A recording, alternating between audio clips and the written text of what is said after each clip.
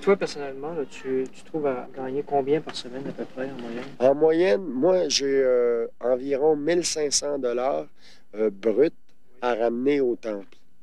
Puis, tu réussis à le faire avec les peintures? J'ai réussi à le faire avec les peintures si je suis enthousiaste. Naturellement, la vente, ça nous procure l'occasion de démontrer si vraiment notre foi est sincère. Parce que c'est facile s'en aller puis simplement chanter, etc. Mais quand on sert le Seigneur dans une activité qui nous est pas toujours agréable, à ce moment-là, on peut plus prouver notre sincérité. Lakshmi, on a fait notre quota qui était de 1200 en 3 jours. Et Lakshmi est satisfaite de ce côté-là. Ça veut dire quoi, Lakshmi? Lakshmi, c'est la déesse de la fortune, qui est tout le temps avec Krishna. Elle suit tout le temps Krishna. Je veux dire, vous ne pouvez pas avoir de fortune si vous n'avez pas Dieu. C'est tout le temps Dieu qui est derrière la fortune parce que la déesse de la fortune est avec Dieu. Elle le suit tout le temps, elle est tout le temps en train de le servir. Et 1200? Et puis 1200, c'est des... Nous autres, au lieu de dire de l'argent, au lieu de dire des dollars, on dit Lakshmi. C'est plus respectueux parce que finalement, le Lakshmi, pour nous, l'argent, c'est pas de l'argent matériellement parlant.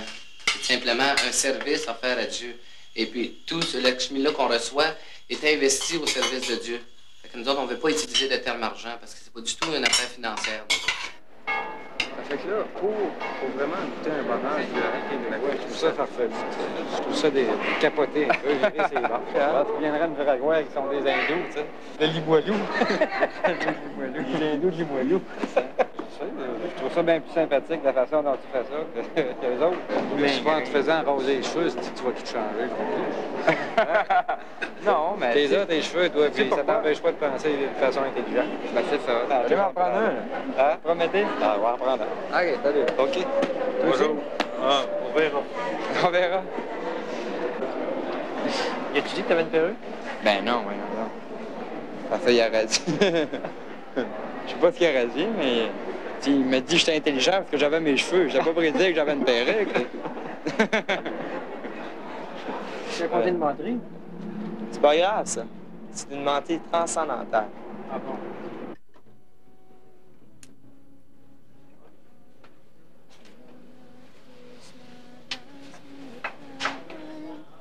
Oui, bonsoir, messieurs. Bonsoir. Est-ce que vos invités peuvent me répondre à une question? À savoir, vu que vous fabriquez des choses ou vous vendez des choses, il y a donc une question de notion de profit là-dedans.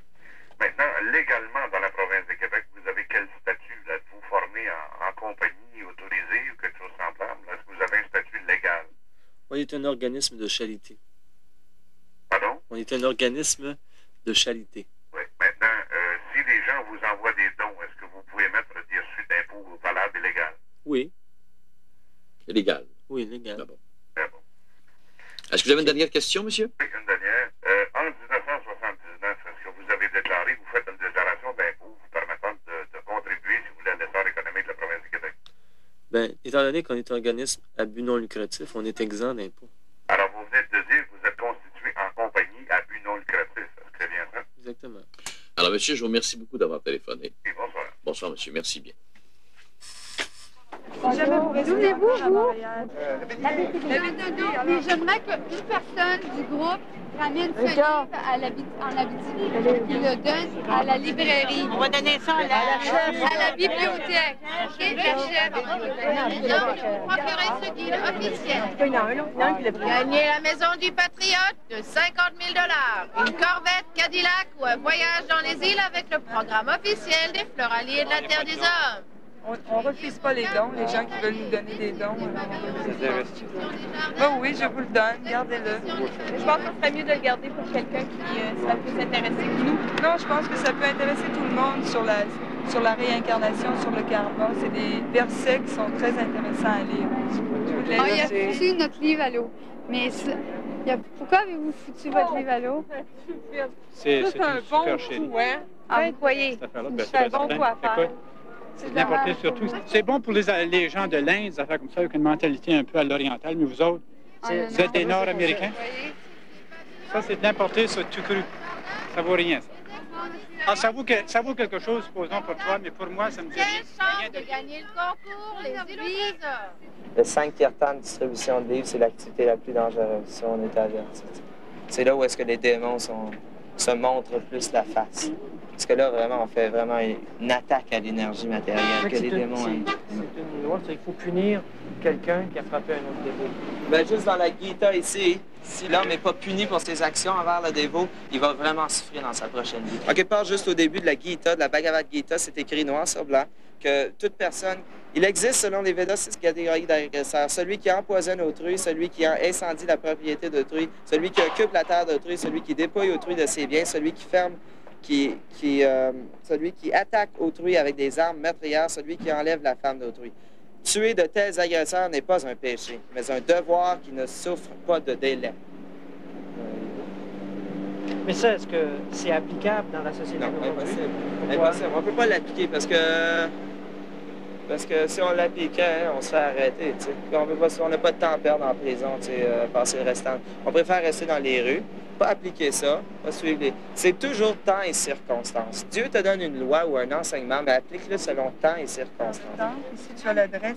Tu as toujours des cérémonies, des chants, de la danse, un festin végétarien, une classe qui va te permettre de mieux comprendre ce petit livre. Alors, je te le laisse, puis lis-le attentivement. Est-ce que tu en veux un? Ah oui, s'il vous plaît. D'accord. C'est beau. Merci. C'est quoi la différence que vous faites, vous, dans la conscience de Krishna, entre les hommes et les femmes? Ben, on a une liste des 10 défauts caractéristiques de la femme. Je ne les connais pas du tout par cœur, je les ai entendus peut-être une ou deux fois. Mais un des grands désavantages pour la femme, c'est qu'elle est calculée à être 9 ou 10 fois plus concupiscente que l'homme. En le mot attaché aux activités du corps, être attaché au sexe et tout ça. Étant donné qu'elle est si attachée au corps, puis au corps matériel, qu'elle s'identifie tellement à ce corps-là, qu'elle a vraiment de la difficulté à se détacher de la matière puis à réussir à atteindre la réalisation suprême. Les hommes, eux autres, est-ce qu'ils en ont des défauts comme la femme? Sûrement qu'il doit y avoir des défauts innés pour l'homme aussi. Je sais pas c'est quoi ça, j'en ai pas entendu parler. Mais nous, les on parle pas de nos défauts. Nous autres, il faut pas qu'on se protège, mais il faut qu'on évite les contacts avec les femmes. Parce que aussi dans le Srimad Bhagavatam, l'homme est comparé au beurre, la femme au feu. Puis quand tu rapproches le feu du beurre, qu'est-ce qui arrive? Ça fond. T'sais. Fait que l'homme fond.